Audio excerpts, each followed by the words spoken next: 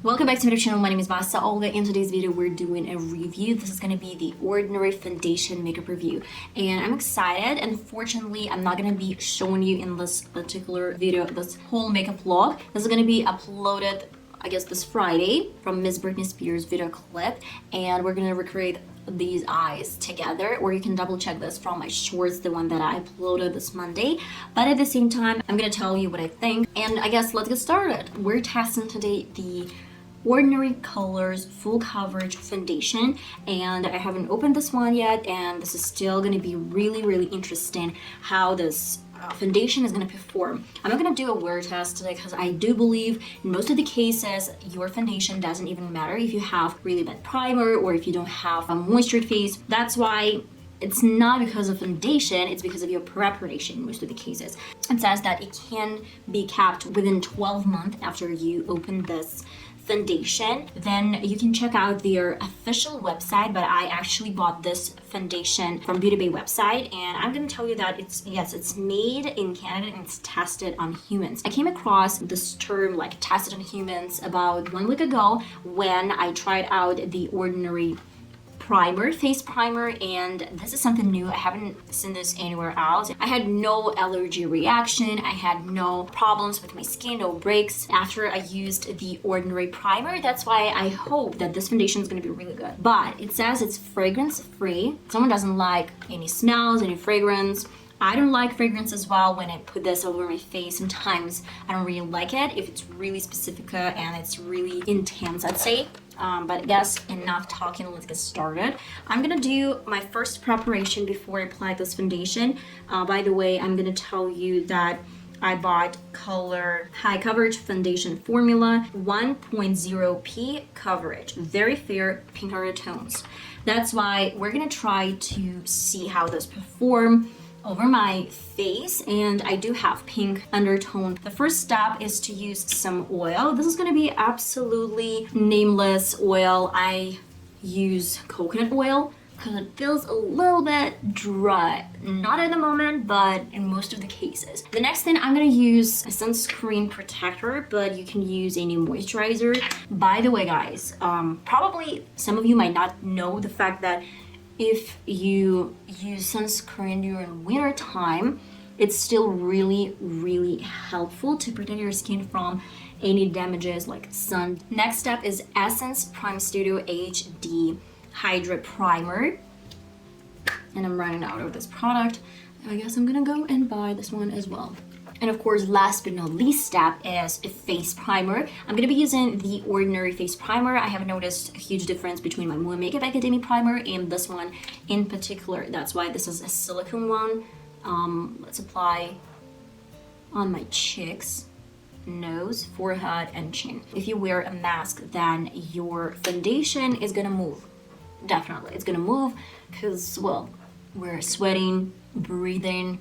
We're breathing and sweating under the mask. That's why, in my opinion, it's not like a huge problem. But what I really like to do in the morning, I would apply all of these steps, then use my concealer, a little bit of powder, some contour or bronzer, or sometimes I just skip all of this and use concealer, powder, and a little bit of my blush. That is it. And of course, then create some brows. And if I have no time, I would go and use some mascara.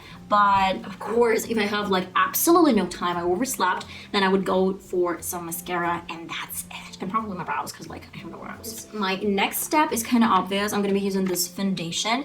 I showed you this one a few minutes ago, and this is what you get. It has no lid. You're pumping and use this over your face. I'm gonna apply a little bit over my foundation brush. Okay, so it's liquid. Liquid, and it's matching my skin tone really well. Okay, but that's interesting. I'm gonna mention one thing. Watery, liquidy, I would say, and this is definitely not a full coverage. It says high coverage. I don't know the term of a high coverage. I know full coverage, because if they think that this is a full coverage, this is not. This is definitely not a full coverage, but I really like it. It gives me some kind of like natural finish, but at the same time, if you're looking for a full coverage, I can't say that this is the best option for you guys. I'm gonna go to my beauty blender to make sure that everything looks nicely blended. I'm gonna tell you that I really like this foundation. It doesn't feel fake. I'd say that it covers my pores well, but on my nose pores, I would go for probably like Wet n Wild Stick Foundation.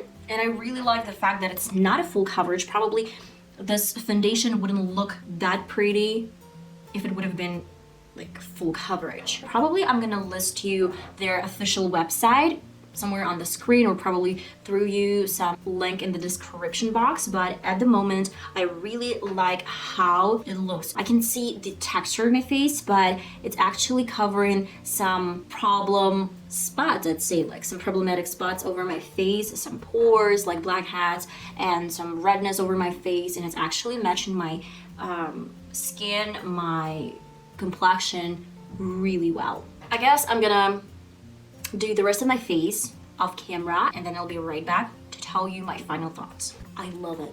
First of all, I'm gonna mention that after I applied a little bit of concealer, I applied my my Makeup Revolution powder, setting powder, then completed everything with a contour palette from Wet n Wild, a little bit of blush from Will Makeup Academy, and some Will Makeup Academy as well highlighter. And of course, I used a lot of my setting spray, and while my setting spray was still wet, I used my beauty blender to press this against my skin. So you can check out my glass skin routine or any other video where I do my foundation. And I did pretty much the same routine as I always do. The only difference was that I used a little bit of different foundation today. And I really like it. It looks so pretty. It looks so smooth, like a skin. I can't say that I need a full coverage foundation because this one looks pretty much good. It looks really nice. It does look a little bit cakey in this area, but I do really think that it's because of my dry skin. I have a lot of, flaky skin around my nose area, around my lips.